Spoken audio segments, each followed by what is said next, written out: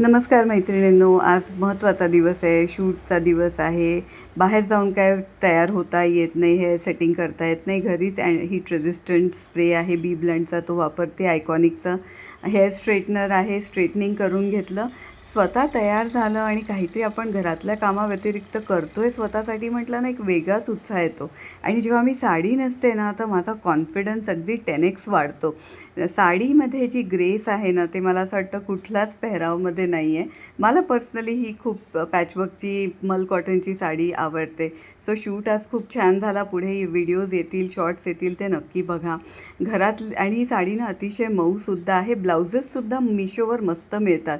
आता आज ना मिशो व्लॉग आहे. का माहिती आहे का? आता हे बघा, घरातलं काम तर आपल्या मागे असतंच असतं. मी हे अशा प्रकारचे मिशोमधनं कंटेनर्स घेतलेले आहेत. खूप स्वस्त आहेत, अफोर्डेबल आहे आणि इतकं हँडी पडतं. पोहे वगैरे करताना सगळ्या गोष्टी पटापट हाताशी येतात.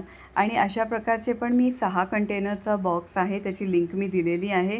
अगदी नॉन स्पॉन्सर्ड व्हिडिओ आहे. मला ना असं नेटनेटकं फ्रीज वगैरे ठेवायला खूप आवडतं आणि वेगळ्या वेगळ्या साईजचे डबे ठेवून ना फ्रीजमध्ये जागा कमी पडते. सो अशा प्रकारचे एकाच साईजचे डबे असतील ना, तर ह्याची प्लॅस्टिक थोडंसं हलकं आहे, पण काम चालून जातं.